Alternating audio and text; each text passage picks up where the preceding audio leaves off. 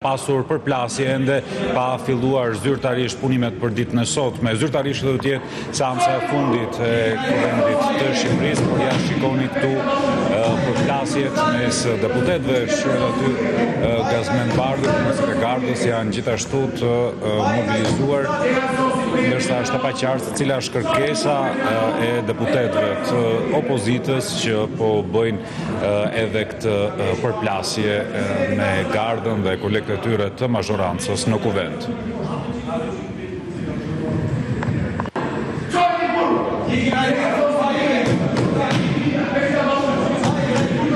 Kuptohet që tonet janë të larta, por do të mësojmë më vonë nga kolegët se çfarë e shkaktoi këtë tension në Kuvend, vetëm disa momente përpara se të fillojë zyrtarisht kjo seancë plenare e Kuvendit të Shqipërisë. Ka pasur një përplasje dje në distancë mes opozitës dhe kryetarit të Kuvendit. Opozita akuzoi zotin Peleshi se ka fshehur relacionin që ka dërguar prokuroria e posaçme në Kuvend në lidhje me kërkesën për heqjen e imunitetit dhe autorizim për arrest të zëvendës kryeministres Balluku, ndërsa nga ana e opozitës janë bërë akuza pikërisht për fshehje të provës dhe për pengim të punës së drejtësisë. Kjo çështje ndoshta do të marrë më shumë vëmendje gjatë punimeve të seancës, por për të do duhet që të fillojë zyrtarisht kjo seancë e Kuvendit të Shqipërisë. Për momentin janë këto përplasje, kjo video që na vjen vetëm disa çaste përpara se të fillojnë zyrtarisht punimet e Kuvendit. Sot pritet të votohet gjithashtu, të betohet, avokati i popullit, Endri Shabani. Ai është parë që të mbri në mjediset e sallës së seancave plenare rreth orës 9, rreth 1 orë përpara se të fillojë zyrtarisht edhe kjo seancë. Ndërkaq, në anën tjetër të ekranit mund të shikoni këto pamje, cilat janë live, ofrohen nga vetë deputetët e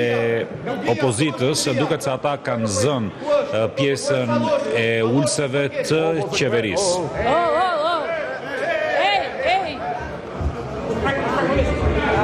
Është deputeti demokrat aty, Klevis Balliu, kjo përpjekje nga ana e gardës për ta spostuar, ndërsa shoh që është hedhur edhe ujë në drejtim të oficerëve të gardës. Situatë pa zakon kjo brenda sallës së seancave plenare të Kuvendit të Shqipërisë. Por të marrim më tepër informacion se çfarë po ndodh dhe cila është kërkesa e deputetëve të opozitës që janë përfshirë në këtë situatë. Klesiana, të përshëndes, çfarë po ndodh brenda sallës së seancave plenare? Cila është kërkesa e opozitës? Seanca ende nuk ka nisur zyrtarisht, por përplasjet brenda sallës së seancës plenare ka nisur. Deputetët e Partisë Demokratike kanë bllokuar foltoren dhe po ashtu pjesën ku ulen edhe ministrat, kanë kërkuar, të paktën nga çfarë kemi mundur të dëgjojmë nga videot që janë vënë në dispozicion nga ambientet e brendshme, kërkojnë që të vihet para drejtësisë Belinda Ballukut dhe po ashtu të hiqet imuniteti ashtu siç SPA ka kërkuar. Ndërkohë kërkesat e tyre lidhen edhe për sa i përket avokatit të popullit, i cili do të bëjë betimin ditën e sotme dhe që Partia Demokratike thotë se nuk do të lejojë diçka të tillë, për sa kohë nuk e ka mbështetjen e opozitës, duke njohur kështu aktin e tërheqjes së firmave mbështetëse ndaj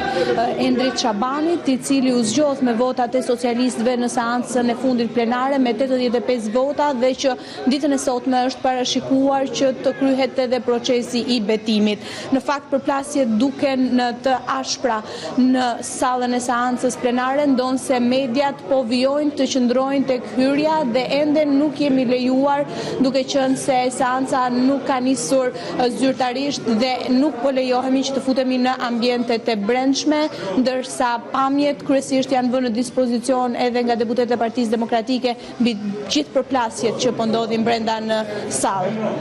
Me sa kuptoj, Klesiana, dikush nga deputetët e Partisë Demokratike, ndoshta zoti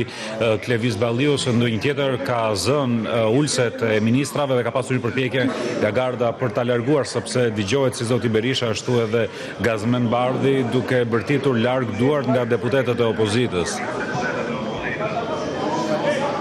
E gjithë pjesa e sallës seancës plenare ku ndodhen ministrat, po ashtu kryetari i kuvendit është bllokuar nga deputetët e Partisë Demokratike,